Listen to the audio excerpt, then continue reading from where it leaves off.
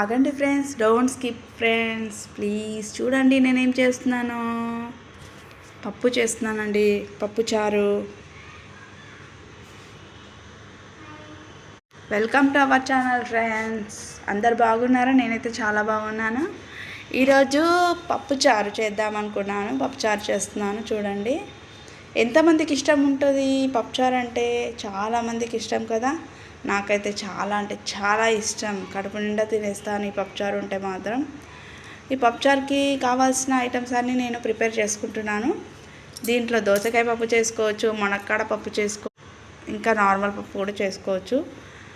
చాలా అంటే చాలా ఇడ్లీకి కూడా చాలా బాగుంటుంది ఫ్రెండ్స్ ఈ పప్పుచారు. తెలుసా, చట్నీ చేసుకోవాలి, ఇడ్లీకి పప్పుచారు చేసుకోవాలి, తింటూ ఉంటుంది చూడండి కేక.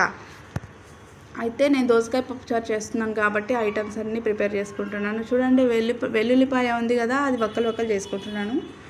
బౌల్ పెట్టేసి ఆయిల్ పోసి జీలకర్ర వేసి అన్నీ కట్ చేసినవన్నీ అని మంచిగా కలుపుకుంటున్నాను. పసుపు వేయాలి, మంచిగా పసుపు వేసిన తర్వాత ఉప్పు కూడా వేయాలి. మంచిగా వేగుతుంది అనమాట, మంచిగా దగ్గరికి అవుతుంది, తొందరగా ఉడికిపోతుంది అనమాట. దాంట్లో పప్పు మనం ఉడికించిన పప్పుని మంచిగా మెత్తగా చేసుకొని యాడ్ చేయాలి. యాడ్ చేసేసి ఒక టమాటా యాడ్ చేయాలి ఫ్రెండ్. టమాటా యాడ్ చేస్తే ఏంటంటే టేస్ట్ బాగుంటుంది. యాడ్ చేయాలి.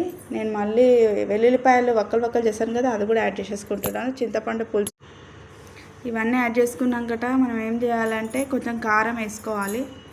అంటే మనం మిర్చీలు అప్పుడప్పుడు కారం ఉంటే అప్పుడప్పుడు ఉండవు కదా, మనకు తెలిసిపోతుంది అన్నమాట. కారం ఉంటే మాత్రం అవసరం లేదు, కారం లేకపోతే 1 స్పూన్ కారం యాడ్ చేసుకోవాలి. మళ్ళీ దీంట్లోనే మెంతులు జీలకర్ర పౌడర్ కంపల్సరీ యాడ్ చేసుకొని ధనియాల పొడి వేసుకొని మంచిగా మరిగించుకోవాలి ఫ్రెండ్. ఎంత మరిగితే అంత పప్పుచారు టేస్ట్ వస్తుంది. ఇది మాత్రం గుర్తుపెట్టుకోండి. సూపర్ అయింది. నేనైతే మంచిగా తిన్నాను, కడుపు నిండా తిన్నాను. వీడియోలో కలుద్దాం. Bye bye.